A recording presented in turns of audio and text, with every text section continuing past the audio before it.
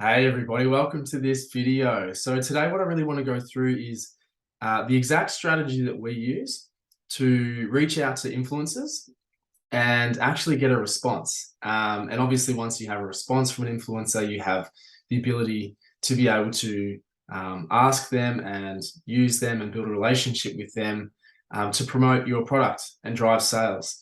And we can categorically say that this has been one of the biggest things for us in growing our business from zero at our kitchen bench to our first 50K a month to our first 100K a month, and now doing consistent six-figure months, six-figure weeks.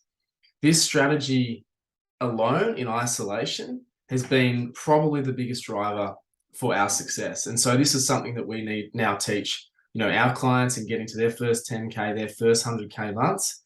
And so I hope you get some really good value from this. So what I'm going to go through are basically the key principles that will help you in your business to, as I say, firstly, get a response from an influencer, but secondly, actually build that relationship and hopefully be able to utilize, their services, because it is a pretty big wide world out there, and, things have changed over the years. But what is really promising and what I hope you get value in seeing is that the fundamentals really don't change, right? It's still human behavior. It's still somebody else on the other end that you're talking to. And that's the real keys that you need to, remember whilst you're reaching out. So I hope you get this value. So we're going to jump through 6 keys to our influencer outreach. As I say, that's grown us to six-figure weeks, six-figure months early on and beyond, right? So the first one here is having solid profiles and website. Okay, now this seems pretty obvious, and a lot of them actually do, but this one is something that is quite mistaken by people, right? They kind of jump the gun on reaching out to people, but what they don't understand is the difference between what you see and what people see. Okay, so you know who you are, you know who your brand is, you know that you're a genuine person, a genuine business, and you're trying to make your way in the world. But what somebody sees on the front end, especially seeing you for the first time, is your shop front, right? So they see your Instagram profile, they see your website.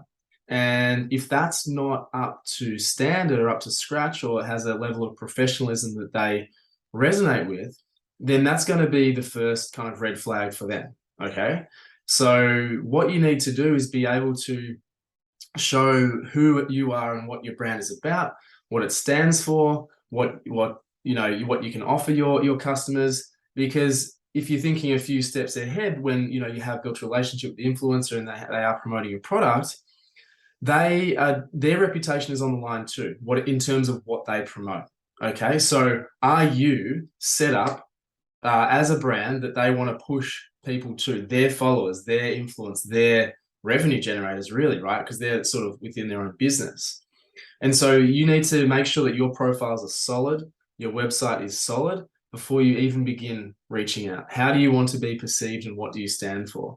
And you're way better off actually having something that's very definitive, that people either like you or don't like you. But being caught in the middle of something is where you don't want to be.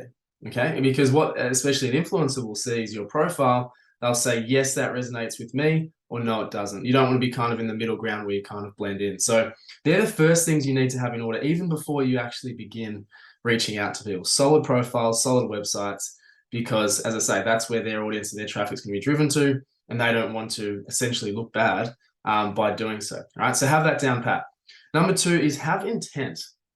All right, so be very intentional with what you're doing and do your research when you're looking at who you're going to approach, right? So this means have intent in the sense of what you're looking to get out of it, what the first, second, third step looks like, and what the desirable outcome looks like.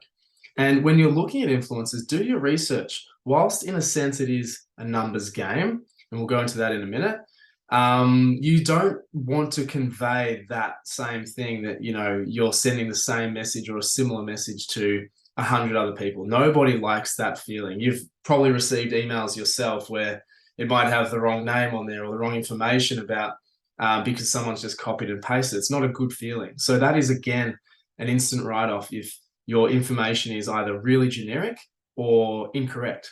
Okay, so be really specific with your intent and also really well researched.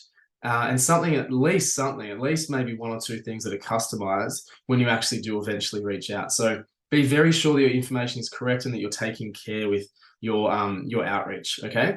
When you're doing your research and going down the rabbit hole of finding influencers, diversify. Okay. We definitely don't want to put all our eggs in one basket. Often when we think about influencers and who represent, our brand,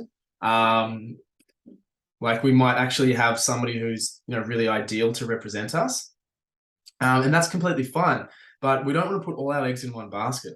We want to diversify between that person and everywhere on both sides of that person or that organization. Okay, so for example, we might talk about follower numbers, right? You might say that I really want someone with 100,000 followers. Perfect. That's completely fine.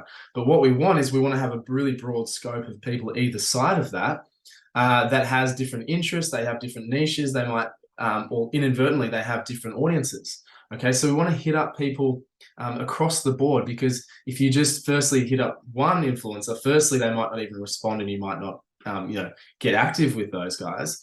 But secondly, if you do build a relationship and they continue to post and they're kind of your golden goose, they have the same audience at the end of the day. Obviously, their profiles are growing, but your impact on their audience gets less and less and less. Just a natural thing.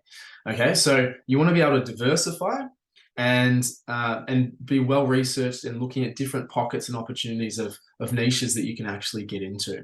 Okay, so an example there for us is like, we were cold pressed juice cleansing, and so we obviously went after just health people within health, within very quite a small niche in that area. And so how we diversified, we went to yogis, we went to football clubs, we went to studios, we went to various pockets and influences that had a health underline, I guess, but were in different industries and therefore had different audiences. So that worked really well for us, and we're seeing this work as well for other people. And okay, when you do eventually reach out to people, be genuine. Like, this can't be underestimated. Don't just shoot them an offer. Don't just say, promote my product and assume that they actually want to do so. That rarely comes off and you rarely get a response from that. So be genuine, be really personable with people, and just understand that, as I say, on the other end is an actual person. So what you want to do is, when you do reach out to them, you want to actually, again, be well researched in their content, compliment them, say, look, I got some really great value from the video you did last week. It really helped me with XYZ. It shows them that you're interested. Now, what also makes their ears prick up is when you're liking and commenting and actually engaged in their profiles, and that feels more genuine. Okay, so this is something that's ongoing over time that builds a relationship. It's not one message, one hit, one promotion, and all these sales come. It's nothing like that. And if you're treating it like that, then you won't succeed with this, because there is this strategy that is essential to actually getting the response and the success with it that you need, right? So I'm talking, we started way back when we were zero. We're now at 300-400K a month, and we still do this process. And we have relationships from 6, 7, 8 years ago with influencers that we've built this genuine relationship with. So in your communication with them, be as genuine as possible. This impacted on you somehow. You've had a big influence and impact on me in XYZ area of my life. So take that on board.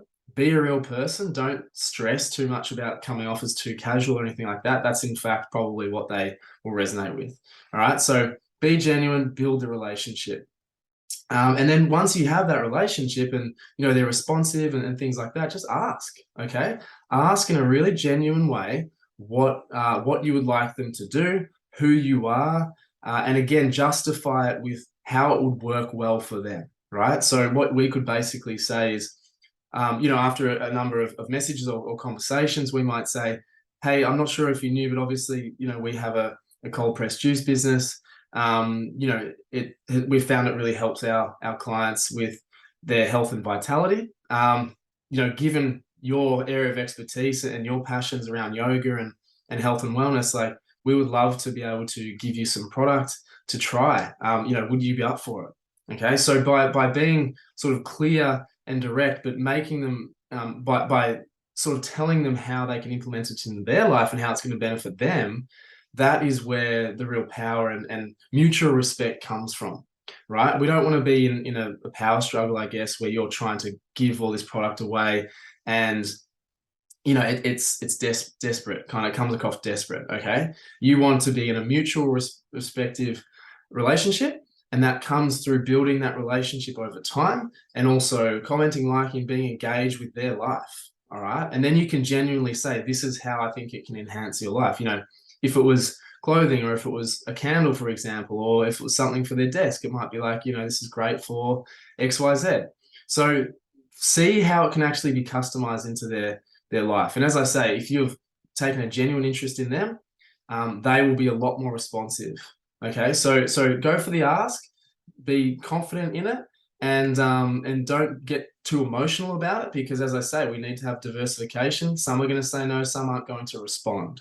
So take the ask, be clear, be confident, and hopefully it'll come off and they'll be happy to represent you, or they may have some other explanation as why they might not be able to, which happens.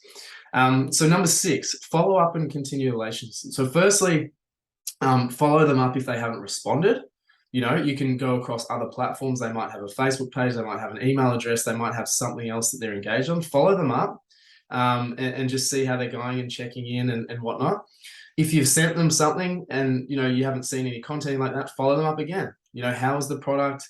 Did you enjoy it? Was everything packaged correctly? Ask for some feedback. I think by that time you have the right to be able to ask these questions.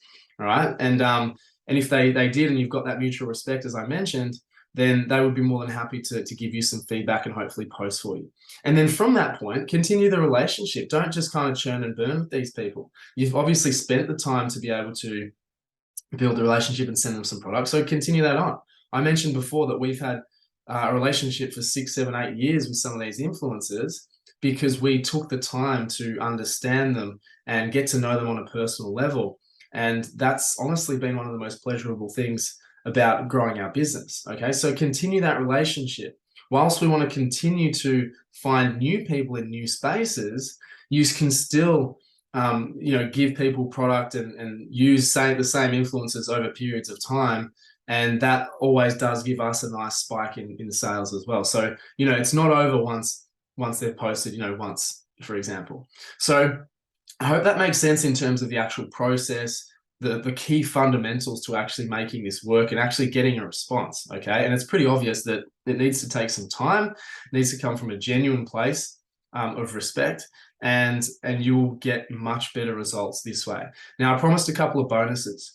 Okay, so some influencers we've noticed have, especially some big ones, actually have like addresses. They don't have, I guess, their home address, but they might have like a PO box or something like that. And so if you've found that, you've been knocking on this door for a little while, none of these techniques are actually working, and you have noticed in some of their content that they do have a PO box, for example, just send the product.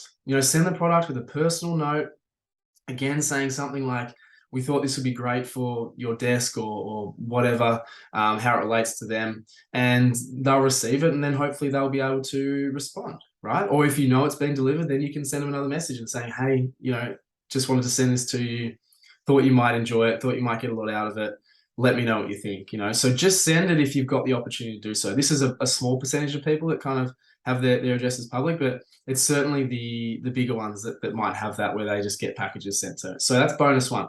Bonus 2, track your performance. All right. Numbers get out of control and crazy really quickly. So find a spreadsheet that you can use, have the name of the influencer, their handle, their followers, your comments on them in terms of their engagement, and any other peripheral comments about maybe their industry or their actual influence that they actually have. Maybe they've promoted somebody else before and got XYZ results. And then the conversations you've actually had, when you need to follow them up, if that's applicable, when you've sent product, and the results from that. So, you can imagine if you've got hundreds, even thousands of people on a list in your DMs, that it can get crazy really quickly. All right. So from day one, you want to track performance. You want to track everything within the spreadsheet to keep it nice and organized, and consistently do this process over and over again. And so, look, I hope that helps. That's something, as I say, that we've used from day dot, basically, and has helped us break through massive milestones. And over time, it gets easier and easier and easier. And as you grow, basically your database or portfolio of people who know about you, it snowballs. So this is this flywheel that we talk about, where it just self-perpetuates. So now, you get to a point eventually where people are coming to you, and you're still reaching out. So we're at about 50-50, where people say, hey, I'd love to try some juice. And we reach out to, bigger people as we move on in time. And we, build those relationships throughout. And as I do get more exposure, more experience, you grow. Influencers see other influencers in the spaces, okay? And so, each industry is a lot smaller than what you might think, right? So you'll get more and more people reaching out to you, which becomes easier. As you keep going, it becomes easier and easier and easier. So use this technique. As I say, don't underestimate the power of it and the power of consistently implementing it. This is what we do for our clients. This is the number one strategy that we've used to grow our business. So I hope you can implement it and find some value in it. But yeah, we'll see you in the next one. Thanks.